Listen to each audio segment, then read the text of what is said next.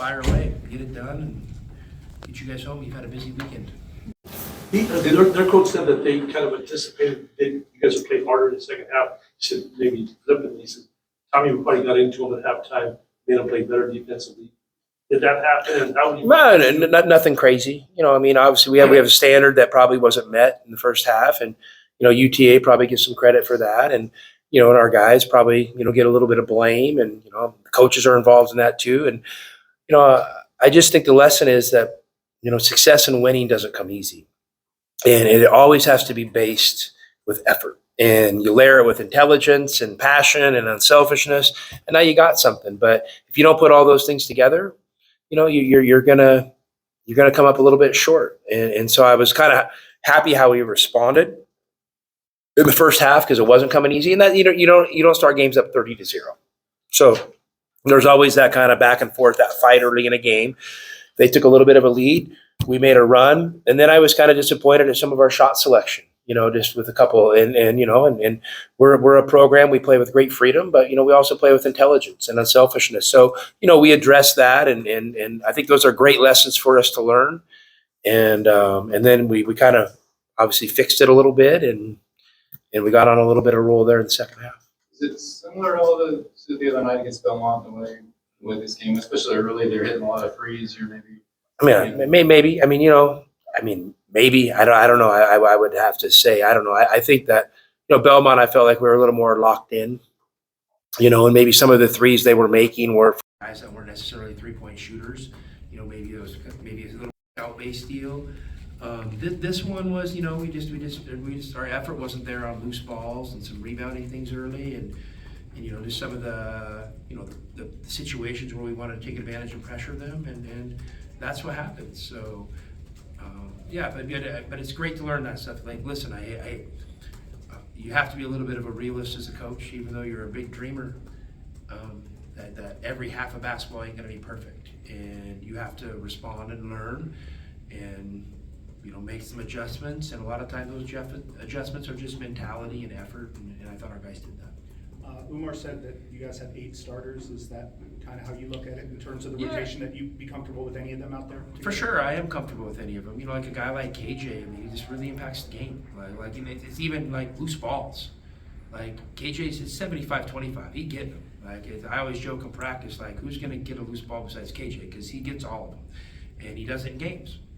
And then those are run starters. Those start runs and create easy transition offensive opportunities. So I'm really happy with him.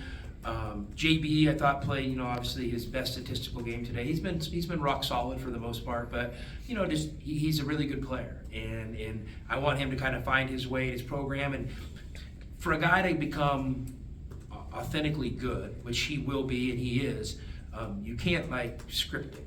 It's got to kind of come within the system, within the flow of the game. And I thought he found his opportunities today and really took advantage of him, and it was great. And Kylan, I thought, had a little bit of a breakthrough just with some of his post-entry passes. Obviously that's an important part of our system is those early post-ups in transition, and just his ability to see him and find them.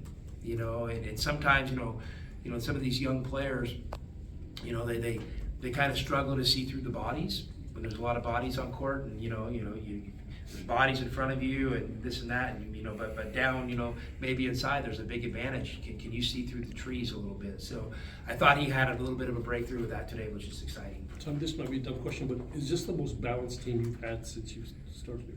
Yeah, it's only my third team I've had since I've been here, and that first team was really good, had 8 players, and you had an explosive guy like Ben, so we had we weren't quite as deep, so guys maybe got more opportunity and more shots, and Zoo was right there. And then last year's team, we ended up kind of slicing a little thinner, only playing 7 guys for the most part. So I think the depth gives us the most balance for sure. What do you take from this 3-game homestand into Palm Springs? We're fired up. We got an opportunity to go play one of the great programs in college basketball. Coach Izzo's someone I really look up to. They're a program that's built on grit and fight, and I'm expecting a knockdown drag out. They might have lost a couple games. Obviously this James Madison team sounds like they're kind of one of the talks of the mid-majors in college basketball. I haven't watched the game yet, but I heard they're really good. And then, they lost a tough one to Duke, in the Champions Classic. So, they're going to take this as an opportunity to come play another national caliber program, and I know they're going to take a big swing, and we're going to do the same. So I'm fired up. I think it's a great opportunity for us to continue to build and try to have a successful season. Was this like a third-party kind of arrangement game, or did you and Coach Izzo work this out? Yeah, Coach Izzo and I've known him for years, and he's been really good to me.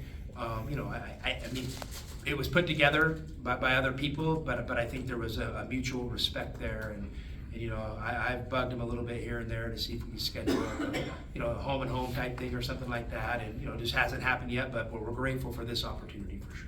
And the run that you had that ended the first half and then started into the second half, the fans always stand up until the opponent scores the first time, and they didn't until the TV timeout.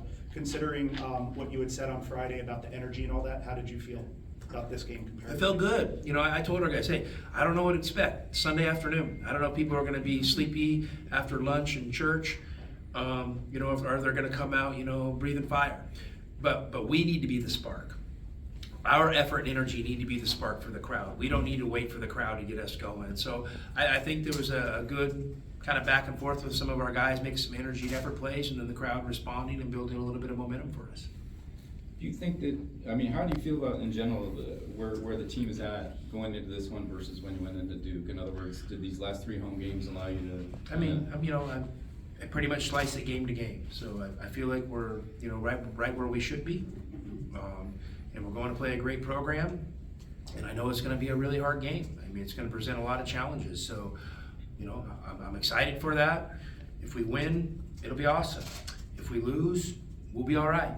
And it's a long season, and whatever happens that game, we're gonna try to obviously go play our best, and hopefully we do play well. But if we don't, we're gonna learn from it. So I'm just excited for that opportunity. Do you feel, at least with the rotation, do you feel any more comfortable with what you've got, or it seems like an 8 to 10, or Listen, yeah, it'll vary. I'm comfortable. Listen, Conrad, kind of there's the 11th guy. He's a good player. I'm comfortable with all those guys in some form or fashion. I think where I'm most comfortable is we have live reps now. So, we finally get a little bit of a break. Our schedule's been a little kind of jagged a little bit. Now we get a little bit of 3 days to kind of obviously prepare for Michigan State, but then, kind of clean up some of our stuff and maybe add some of our next layers to what we want to do. So I feel good now that we have real live bullets to teach from and for the players to learn from. Anything else? All right, thank you.